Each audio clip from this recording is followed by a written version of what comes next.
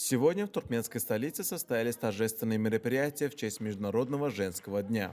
В их рамках по поручению главы государства Сердара Бердымухамедова прошли церемонии чествования матерей, родивших и воспитавших 8 и более детей, которым в соответствии с указом президента Туркменистана присвоено почетное звание Энемехри.